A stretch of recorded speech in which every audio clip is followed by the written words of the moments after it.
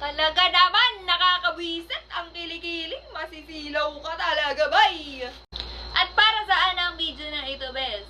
Kita mo muna ang outfit ko. Hindi mo kinaya, one strap lang yan. Oh, yun na nga. So, para saan tong video na to? Malamang sa aking kilikili na naman, bay! So guys, gustong-gusto nyo talaga yung aking kilikiling content, ano? So eto na. Ano nga ba ang ginagamit na Miss A para sa kanyang kilikili, bay? So eto ang glow coat. Paulit-ulit. Ang tagal ko nang walang video about my kilikili. So eto na siya, guys. So ayun na nga, anong gagawin? Malamang malamang maglalagay na rito, bay. So guys, ito ginagamit ko every day, every night, every morning, every bago matulog, bay. Talaga naman, nakakabwisit ang kilikili. Masisilaw ka talaga, bay. So dito naman sa kabila, ulit-ulit eh. Oh, lagi ko na ito nire-recommend. Manong bumili na lang, tatanong-tanong pa. Lagi naman nakikita.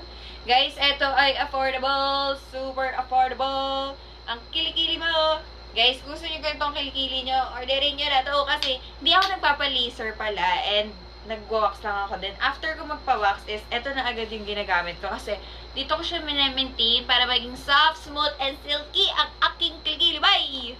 Guys, alam nyo ba, maraming nagko-comment sa TikTok ko na yung parang kilikili ko daw ay parang mas makinis pa sa pagbubuka nila at mas malinaw pa sa kinabukasan nating lahat. So, kung gusto mo maging ganon, i-get mo na to. Sobrang available to sa aking yellow basket. Maraming stock. Kung gusto mo maubusan, bahala ka. Tanong ka ng tanong. So, yun lang guys. Get mo na. Bye!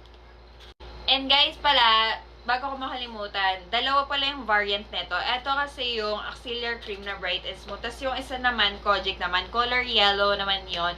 So, kung gusto mo ng combo, pwede yon. Pero ito kasi ginagamit ko siya per everyday. Ganun. Yun naman ginagamit ko every other day or like every 3 days. Para, alam mo yun, mababad ang kilikili ng babaeng it is. Yun lang. So, yun lang. Bye-bye!